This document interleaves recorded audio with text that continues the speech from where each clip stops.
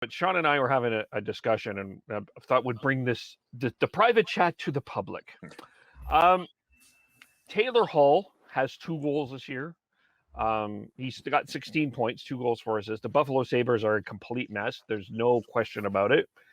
They're not bringing back Taylor Hall. If you're the Vancouver Canucks, you take the gamble. Yeah, I'd like to say yes, but they've gambled so much already as it is with free agents and throwing money around that now they're kind of in a position where they have to stop doing that. What's the price though, and what's the term? That's the issue. Yeah. You got to think that Hall's going to be asking for a bit more term now. He gambled on himself for 1 year, and obviously it's not paying off.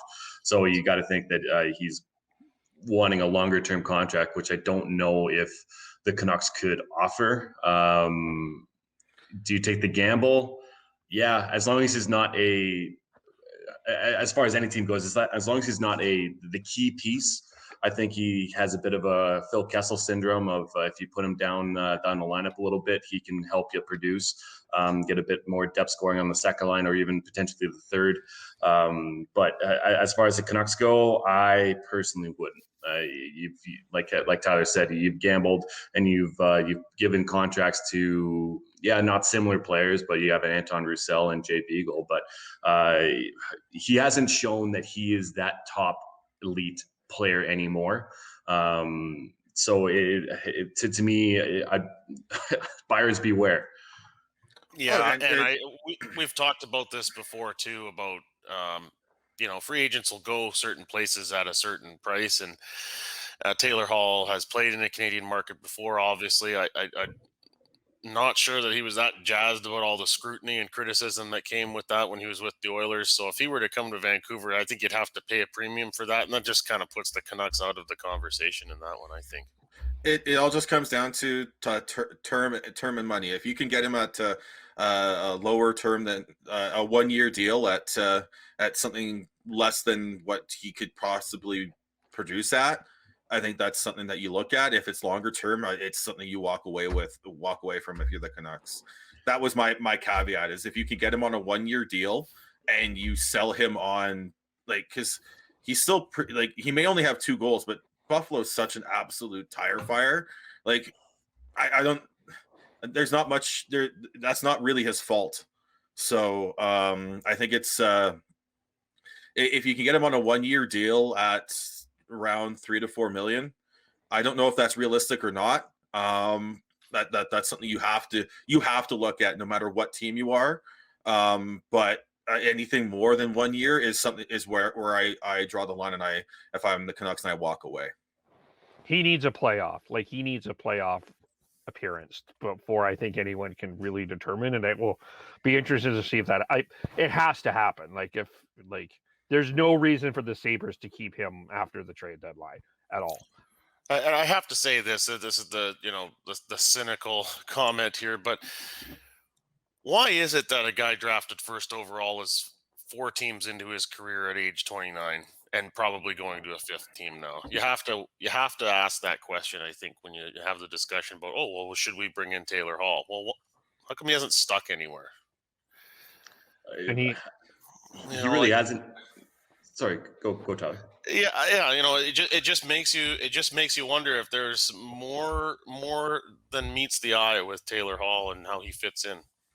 Oh, absolutely. If you think about his tenure up in Edmonton, when they had the complete divide in the room with Andrew Ferentz as their captain, it's been very public that they had the youngsters who followed Hall, and then you had the old school guys that would actually listen to their captain. That was Andrew Ferentz. So I think, Kevin, Tyler, you're bringing up a great point there, man. I think that there's some leadership qualities that aren't quite there. But once again, take a look at the teams that he got traded to. You had New Jersey, they're a bit of a tire fire. Arizona, a bit of a tire fire. And then, the complete and utter wondering what the fuck's going on in Buffalo. Yeah. Apologies, Tyler's dad, for swearing, but That's your first swear this in 50 minutes. You did so well. You're like 56 you were minutes. doing so good for 53 minutes. There was I no know. swearing from Kevin. Shit. So close. Now 2 and 10 seconds. Are you doing a Kevin's Kyle back. Lowry now? Oh shit! I said shit. So yeah, you just got to think about what is surrounding him, and whether or not he's able to really benefit from being in a different spot. He's tried the hockey market in a heavy hockey market in Edmonton, has gone to 2 subpar hockey markets in New Jersey and Arizona, and then there's something going on in Buffalo for sure. Jeez, Yeah, Coyotes fans and Devils fans. Subpar markets. I mean, I would put that with Arizona. I wouldn't say the Devils are necessarily that the New Jersey's necessarily a subpar hockey market, but Devin did make a good point, and like you look at the teams he's been on, he's basically done the tour of tire fires. Mm-hmm. Like, my point on that, though, Sean, is that Taylor Hall was picked first overall in the draft where it wasn't definitive whether he would be picked first. There was the whole Tyler Taylor thing with Sagan. When you're one of those tire fire teams and you bring him in, the idea is that he's supposed to have a fairly big impact on turning it around, and that hasn't happened here on multiple occasions. So I don't know. I hope for his sake, he wherever he goes next, whether that's back to Buffalo or somewhere else, that it does get figured out, because if that doesn't happen soon, what's going to happen to his career? It's just going to probably peter out at some point. If I'm Taylor Hall, I'm looking at taking a significant discount and going to one of the top teams that is being well run, and seeing what you can do, and sign a 2-3 year deal and see what happens, because A, that means you've got your 2 to 3 year security, and B, you're getting yourself away from the tire fire. Like, I know him going to Buffalo was a big surprise, but I don't think anyone thought Buffalo was going to be this bad. No, their goaltending, it wasn't quite there. Unfortunate that's Allmark, right when he was starting to get going, he gets injured. The defense has been okay. And then outside of that top line, you have a playoff wonder in Victor Olofsson, then obviously Eichel, but outside of that, no one's really that good. They brought in Eric Stahl to maybe bring some leadership qualities, but once again, if you look at Bill Guerin talking about changing up the mix in the room of the Minnesota, and he was the odd man out. You got to question a little bit of what Eric Stahl brings to a dressing room. So you got to think that something's got to give, especially with Rasmus Dahlin being there. Ristolainen's been there for a long time.